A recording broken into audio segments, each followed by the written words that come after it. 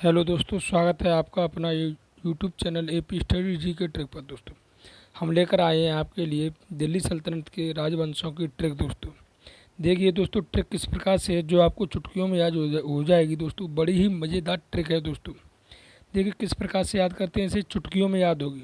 आज मेरा नाम बदल देना दोस्तों, अगर आपको ये ट्रिक एवं ये दिल्ली सल्तनत के राजवंश आपको ट्रिक के साथ में याद ना हो तो। दोस्तों देखिए दोस्तों, ट्रिक किस प्रकार से ट्रिक है आपके सामने। गुल खिले तो सोनिया लड्डू लाई। दोस्तों बड़ी ही मज़ेदार है। दोस्तों अगर आपके भाग्य खिले तो आपके लिए सोनिया लड्डू लाई। दोस्तों उसी प्रकार से समझो, गुल खिले तो सोनिया लड्डू लाई। दोस्तों आइए दोस्तों देखते हैं इस ट्रिक को हमने किस प्रकार से विभाजन किया है।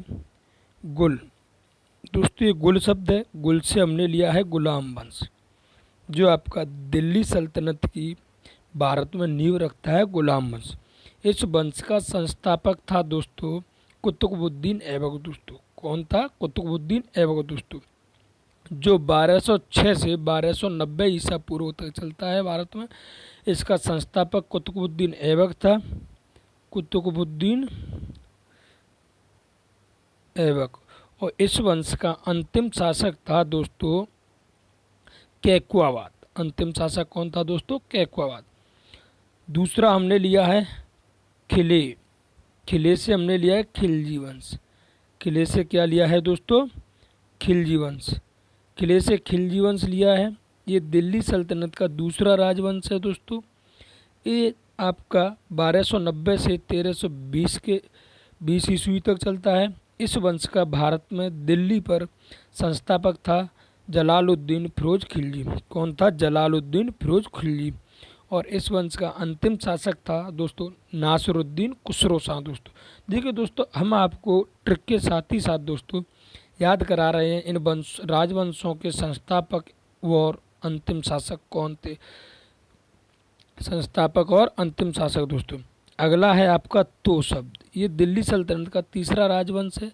इसने दिल्ली पर सबसे अधिक वर्षों तक शासन किया है। दोस्तों ये दिल्ली पर सबसे अधिक वर्षों तक शासन करता है। और ये है दोस्तों आपका तुगलक वंश। तो से क्या है आपका? तुगलक वंश। दोस्तों जो आपका 1320 ईस्वी से लेकर 1414 ईस्वी तक चलता है।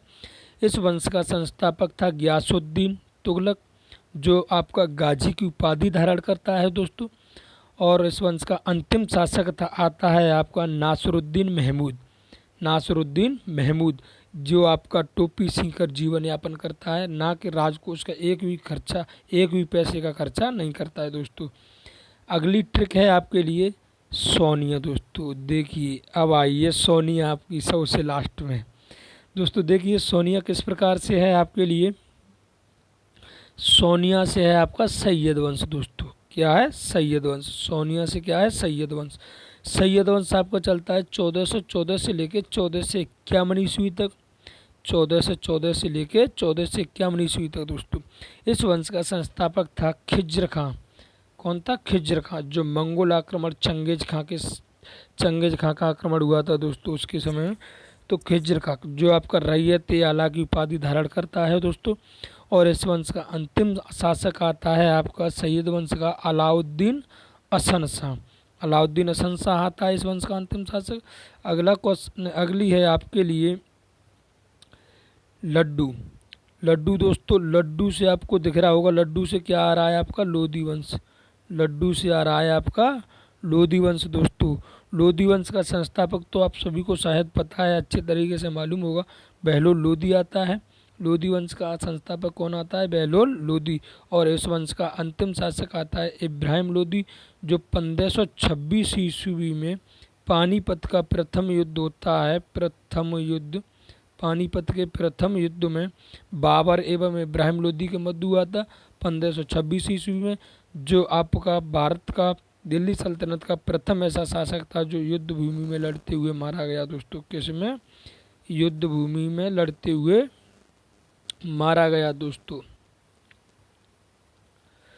जय हिंद। दोस्तों आशा है कि आपको ट्रिक पसंद आई होगी। अगर दोस्तों ट्रिक आपको पसंद आई हो तो हमारे चैनल को सब्सक्राइब कीजिए दोस्तों, और हाँ, बगल में लगी बेल आइकन को दबाना ना भूलें, जिससे सबसे पहले हमारी ट्रिक की नोटिफिकेशन आप तक आ सके दोस्तों। ज़्यादा से ज़्यादा अपने दोस्तों को शेयर कीजिए दोस्तों, लाइक शेयर और कमेंट करना ना भूलें दोस्तों।